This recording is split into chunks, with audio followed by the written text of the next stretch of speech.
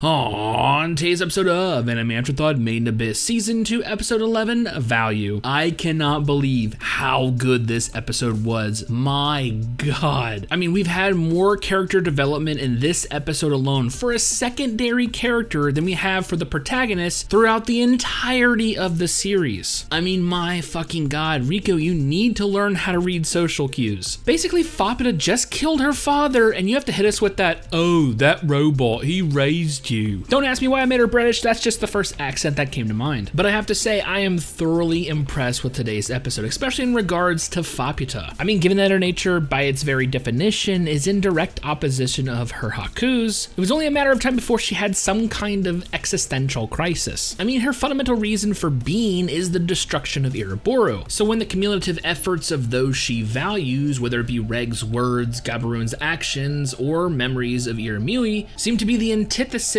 of her essence, it's only natural she'd question her very existence. If I am not the embodiment of my mother's desire, her will, her vengeance, then what am I? What's the point of being immortal if there's nothing left to live for? It's Faputa's internal struggle of who she is versus who she could be that I find so visceral, so real, so relatable. She's slowly evolving from that one-dimensional, rage-filled, vengeful spirit into a more complex and deep character. Hell, in this episode alone, she went through a litany of emotional states: sorrow, anger, confusion, empathy, sympathy. I absolutely fucking love it. It just feels like everything happening in today's episode is there to help progress her character. Starting with Gabaroon's self-sacrifice, here is what amounts to her surrogate father, the entity that has been with her since birth, that has raised her, that actually gave her her name, that one that has been by her side is now protecting someone she views as an enemy. I think this is the moment when Faputa begins to contemplate her nature and the conflict it'll inevitably create. Her soul is telling her to kill, yet if she does so, she will lose Reg, and it's that future that Gabaroon is trying to protect. Hell, even Nanachi's appearance not only acts as an interruption to stop her from making that choice, one that would leave her broken and alone, but also acts as the pivotal decoy needed so Bailoff can make his move. Another sacrificial death that adds to Faputa's internal conflict, except this time it's a little bit more cathartic. Not only does Bailoff finally feel the sweet embrace of death he so eagerly yearned for, but it's at the hands of Iramui's daughter. Talk about poetic. But now that she's inherited his memories, the conflict only grows. And still, she's not even allowed a minute to interpret what these memories mean. After 150 years, the barriers to Iraburu are gone, and so is its protection. As we witness an invading army of all kinds of creatures begin massacring the remaining inhabitants. Her reason for living is literally being killed in front of her eyes. So what does she do? She fights. She fights because her sole reason for existence is being taken away. And it's only in the midst of this battle that the final embers of her happiness are extinguished, as we see the Terminated Dragon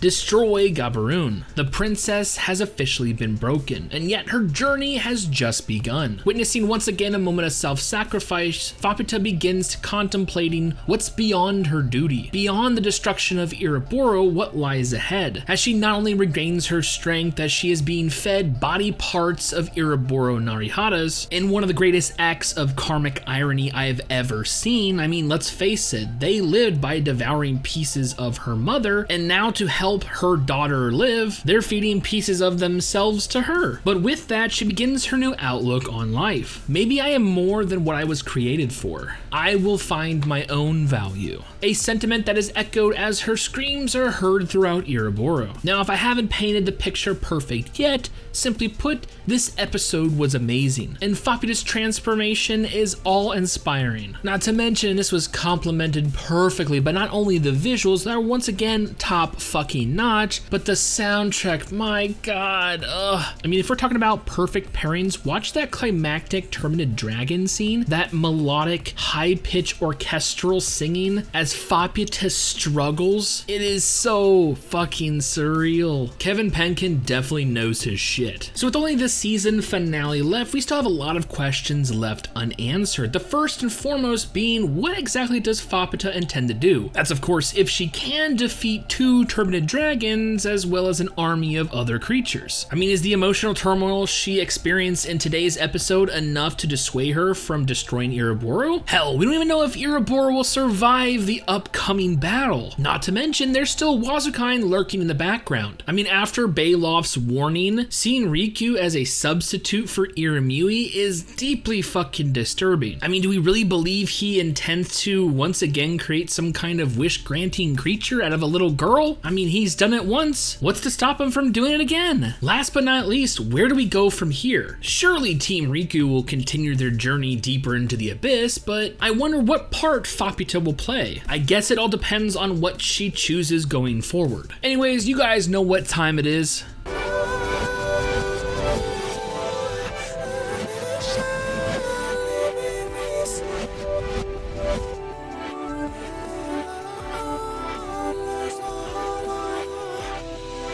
God, I can't believe there's only 2 cringe meters left. So without further ado, let's get to it.